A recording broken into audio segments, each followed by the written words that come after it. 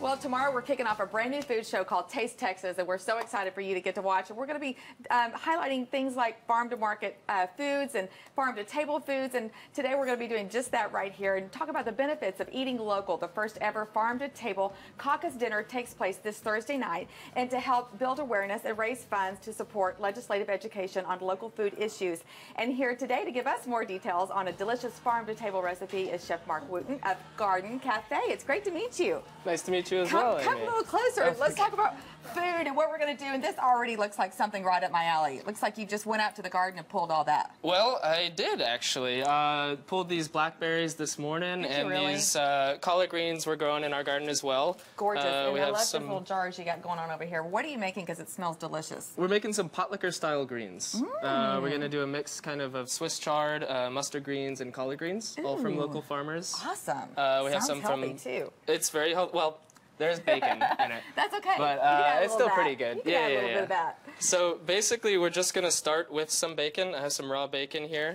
And we're just going to slice it up. Now, was this bacon from the farm?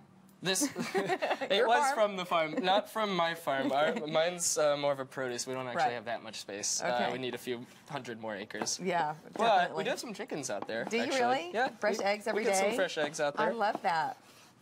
Okay, so just a little bacon for flavor, of course. Just a little bacon, and what we're going to do, I wanted everybody to see what we're doing. We're going to pretend this is a large pot, because you'll really need a large pot when you want to cook something like this. Something like this? Yeah, exactly. Okay, perfect. We have our finished product here, but we're just going to put some bacon in there. Okay. And start with a cold pan so we don't, sear it straight to the pan. Right. Just a little bit. And we're just going to let that simmer. We're going to let that fat render for a little while. Yeah, you gotta. There you go. You got it on. A little bit. Yeah. There we go. Now we can hear it working. Perfect. So we're just gonna let that set for a while. Let that bacon cook, and while that's working, we'll go ahead and start on our onion. Local cut onions. That in half. Greenling helped us with these. I was gonna ask you, and that's more of a sweet onion, the one you pulled. Yes, okay. but Is that at this size. Sweet? It's just a standard yellow onion at this size, but they do have some smaller yellow sweet onions, some 1015s they call them. Those 1015s. Oh, I got some delicious ones just the other day from my friend Marie today. She runs Eden's Organic Farm, which is out in Balch Springs, just a 15-minute drive from downtown. It's really cool going out there. I love going to the farmers markets and just pulling local things and I love to support the local farmers anyway, but then going and pulling things that you knew were raised really close. Well, it's just, to home.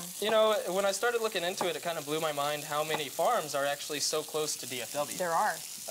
You think of the stereotypical Dallas, and it doesn't strike you as that kind of place. You can get out just a little bit in the outskirts, not too far out. 10, 15 minutes out, and there's anything you could ever want out there. So you got a little grease going here, and then you're going to add in your onions, and we've got a couple minutes left, so I don't want to rush you too much, but I definitely want to get through a little bit of this so we can see what we're doing here.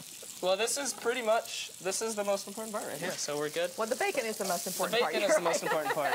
Then we're going to add our onions. We're going to let all that cook together. Okay.